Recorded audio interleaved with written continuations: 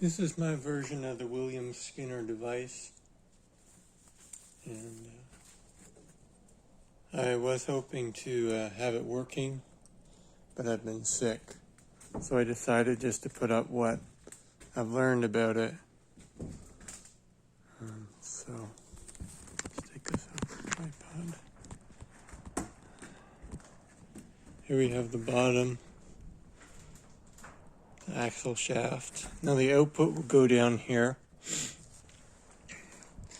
and you have a bearing here with no set screw that can move freely.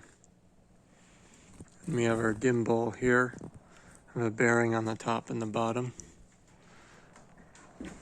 And this is linked up here. This will move freely, and this bolt actually helps hold this up sometimes. And up here, we have this frame that moves back and forth on this pivot. And I'll show you what I learned about it,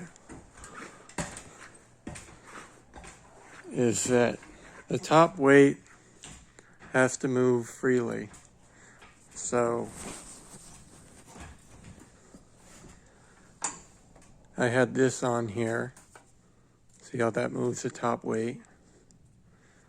And I had it linked with a kind of a 4-bar mechanism with a dwell mechanism in it.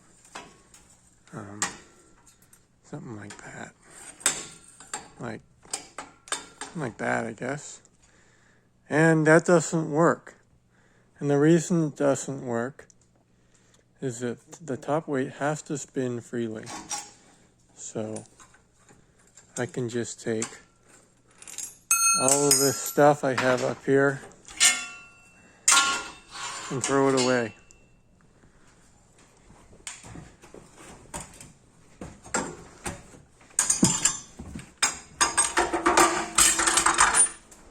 The top weight, this is the top weight, it has to spin freely. And you can see in Skinner's, when he shuts it off, the weight will hang down like this. But when it's running, the weight actually goes up like this. Now, I'm hoping you're understanding this. So there's a special way that you have to move this top frame.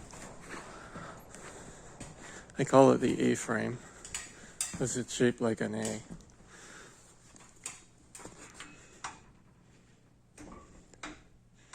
Now, that special pattern, I believe, is that you want it to move this way and then back quickly and then stop for a dwell period.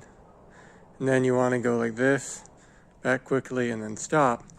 And the top weight will actually fall into the right place. So here we have a Scotch yoke, and that's the drive shaft, the crank on it down there.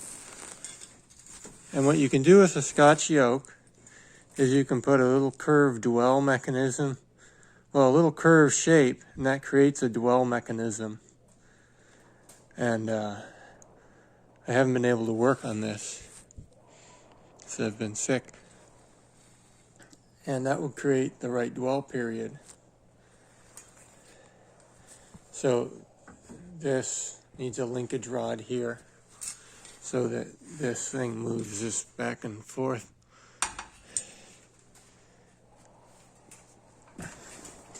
And if you look at William Skinner's device, it's almost impossible to tell exactly what's going on. But you can see there's tie rod ends and things moving back and forth. And what it is, it's similar to the device I had up here, I believe, where, like that. It's a dwell mechanism with a single dwell. And the simpler way to do that is a Scotch yoke with a single dwell. So I'm going to show you what happens just by moving it by hand. If you get the pattern of motion right.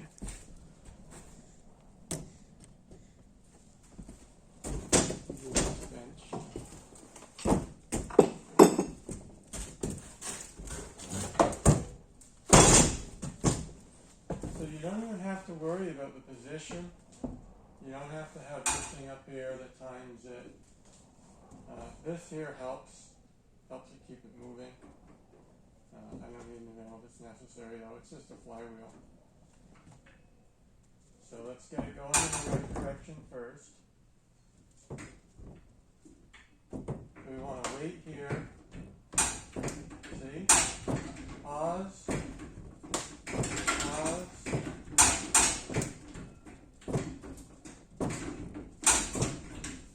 See how that's...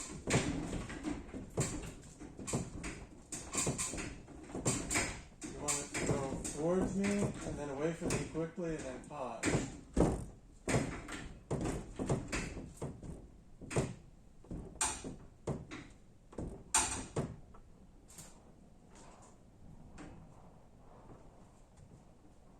And that's all you need to do, I believe. But I haven't been able to work on it. I don't know when I'll be able to work on it again.